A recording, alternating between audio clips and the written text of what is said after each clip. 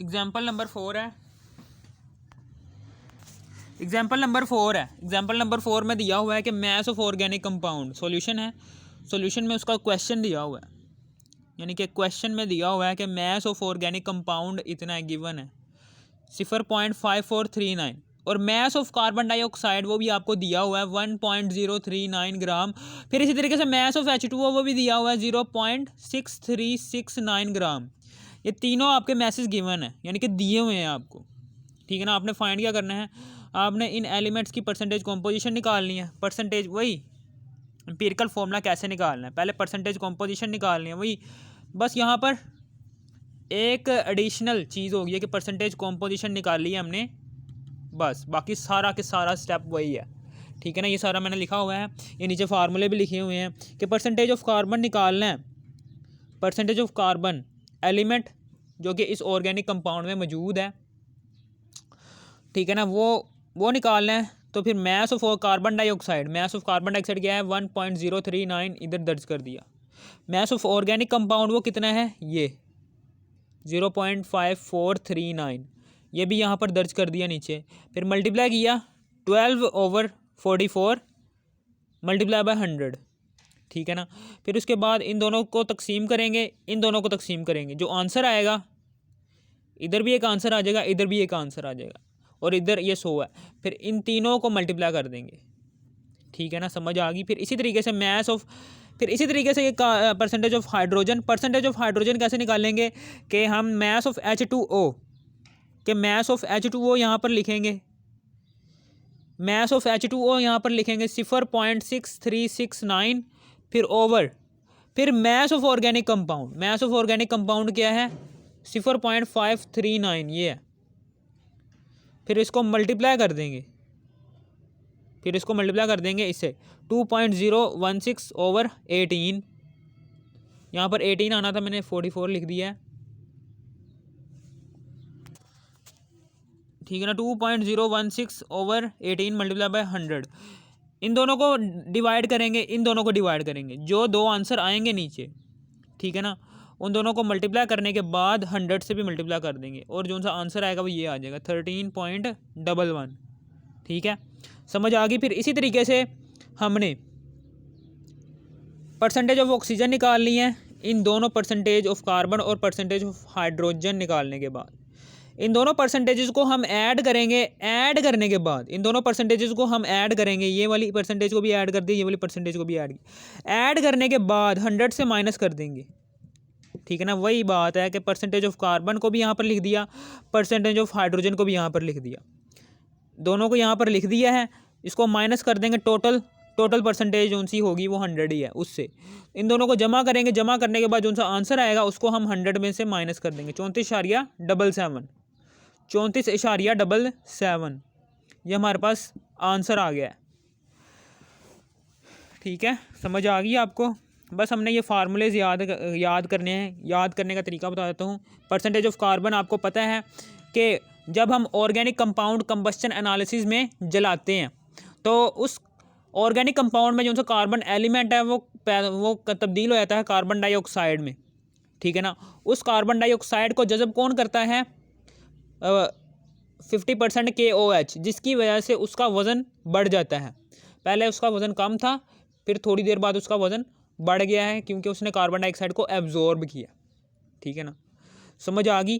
फिर उसके बाद हम कंपैरिजन करते हैं इन दोनों वज़न का। पहले मौजूद जो सा पोटाशियम हाइड्रोक्साइड का पहला वज़न था उसको कंपेयर करते हैं। ठीक है ना। जब उसने कार्बन डाइऑक्साइड एब्जॉर्ब कर ली उसके वज़न से कंपैरिजन करने के बाद हमारे पास मैस ऑफ कार्बन डाइऑक्साइड आ जाता है। ठीक है ना। और मैस ऑफ ऑर्गेनिक कंपाउंड आपको पता ही होगा कि कितना आपने ऑर्गेनिक कंपाउंड जलाया है कंबस्चन एनालिसिस के दौरान। ठीक है ना। ये 12 क्या है, ये 12 किसको जाहिर कर रहा है, ये देखिए कार्बन डाइऑक्साइड पैदा हुई है ना कार्बन एलिमेंट के जलने से, यानी कि ऑर्गेनिक कंपाउंड का जलने से जो उनसे उसके अंदर जो सा एलिमेंट था कार्बन ने कार्बन डाइऑक्साइड पैदा की। कार्बन का एक एलिमेंट था ना, तो कार्बन के एक एलिमेंट के अंदर कितने एटम्स हैं, एक ही है, तो इसलिए हमने 12 लिख दिया। अब इसको 12 प्लस कार्बन का 12 होता है। अब हम इसका इस मॉलिक्यूल का एटॉमिक मास निकाले जा रहे हैं। 12 + 2 ऑक्सीजन का 16, इस तरीके से 16 होता है, 16 दूना 32, 32 और 12 44 आ जाएगा। फिर इसी तरीके से आगे है mass of H2O। Mass of H2O हम कैसे निकालेंगे? मास ऑफ H2O हम कैसे निकालेंगे कि ये मास ऑफ H2O यानी कि पानी का मास कैसे निकालेंगे कि देखें पानी को कौन एब्जॉर्ब कर रहा है, ठीक है। ये भी हमने ऐसे ही करना है कि मास ऑफ H2O जोन सा ऑर्गेनिक कंपाउंड, जोन सा हमने कंपाउंड इस वाले खाने में लिया होगा, ठीक है ना, उसका नाम नहीं मुझे आ रहा, शायद मैग्नीशियम क्लोरेट था कि पता नहीं पोटाशियम क्लोरेट था, ठीक है ना। वो जब एब्जॉर्ब करेगा पानी को एब्जॉर्ब करेगा तो उसका वज़न बढ़ जाएगा। पहले उसका वज़न कम था, जब उसने पानी को एब्जॉर्ब किया तब उसका वज़न बढ़ गया। इन दोनों का कंपैरिजन करेंगे, आपके पास मास ऑफ H2O आ जाएगा। आपने पिछली वीडियो देख लेनी है कंबस्शन एनालिसिस, आपको समझ आ जाएगा। मास ऑफ ऑर्गेनिक कंपाउंड पता है आपको कितना जलाया होगा आपने कंबस्शन एनालिसिस के दौरान, कितना ऑर्गेनिक कंपाउंड को जलाया होगा, ठीक है ना। वो भी आपने ले लेना, मल्टीप्लाई कर देना है। हाइड्रोजन H2O बन रहा है ना, 2 मॉलिक्यूल्स बन रहे हैं और 2 एटम्स बन रहे हैं हाइड्रोजन के, तो 2 का मल्टीप्लाई कर देंगे 1.008 से, तो हमारे पास ये आ जाएगा 2.016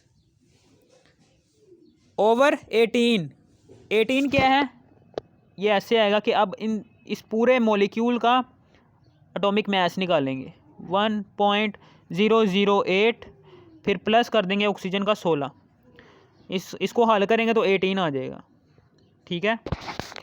इसको मल्टीप्लाई कर देंगे 100 के साथ। अब हम इन दोनों, ठीक है ना, अब उसके बाद हमें पता है कि परसेंटेज ऑफ ऑक्सीजन कैसे निकालनी है कि टोटल परसेंटेज 100 है, 100% में से माइनस कर देंगे इन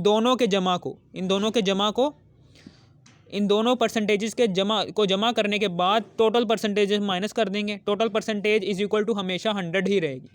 अगर आपसे पूछा जाए कि total percentage of organic compound कितनी है इन कंबस्शन एनालिसिस में, तो आपने कहना 100% ऑर्गेनिक कंपाउंड मौजूद है। 100% में से माइनस कर देंगे इन दोनों की परसेंटेजेस को ऐड करने के बाद, ठीक है ना। फिर उसके बाद आगे नंबर ऑफ एटॉमिक रेशो कैसे निकालते हैं? एटॉमिक रेशो निकालते कैसे हम? एटॉमिक रेशो कैसे निकालते हैं कि 4.34 है, ये ले लेंगे, ठीक है ना, ये भी ले लेंगे 13.01। यानी कि मेरे कहने का मतलब क्या है कि नंबर ऑफ मोल्स कैसे निकालते हैं कि सबसे पहले तो हम परसेंटेज कॉम्पोजिशन को ऊपर रखते हैं और फिर उसके बाद उसी एलिमेंट का एटॉमिक मास उसके नीचे रखते हैं। यानी कि परसेंटेज कॉम्पोजिशन ऊपर और atomic mass of that element नीचे। इस तरीके से हमारे पास नंबर ऑफ मोल्स आ जाते हैं कि 52.108 को डिवाइड कर देंगे 12 से, कार्बन का 12 होता है। फिर इसी तरीके से 13.11 को डिवाइड कर देंगे 1.008 से, यानी कि इसके एटॉमिक मास से। इसकी परसेंटेज कॉम्पोजिशन को, हाइड्रोजन की परसेंटेज कॉम्पोजिशन को डिवाइड कर देंगे इसके एटॉमिक मास से। फिर इसी तरीके से इसकी ऑक्सीजन की परसेंटेज कॉम्पोजिशन को डिवाइड कर देंगे ऑक्सीजन के एटॉमिक मास से।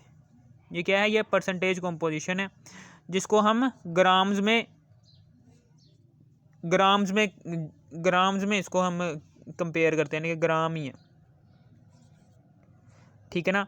और एटॉमिक मास को हम ग्राम पर मोल में लिखते हैं, ग्राम पर मोल।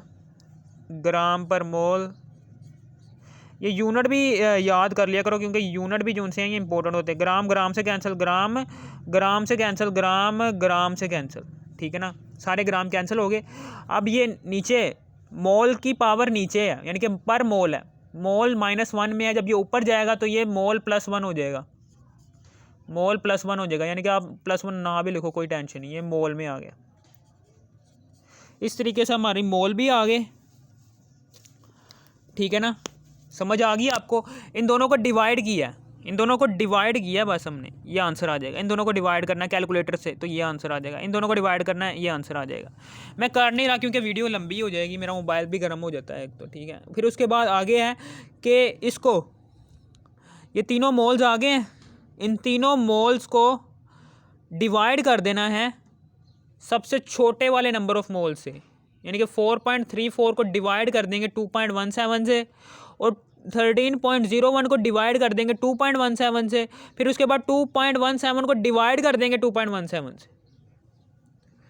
एटॉमिक रेशो कैसे निकालते हैं कि सबसे छोटी वैल्यू जो सी मोल की आई है, सबसे छोटी वैल्यू जो सी मोल की आई हुई है उस सबसे छोटी वैल्यू को हमने सारे के सारे नंबर ऑफ मोल से डिवाइड कर देना। नंबर ऑफ मोल सारे के सारे लिख लिए, इधर लिख लिए। फिर इसको सबसे छोटी वैल्यू को इन सारों से डिवाइड कर देना। सबसे छोटी वैल्यू कौन सी है, ये वाली, डिवाइड कर दिया।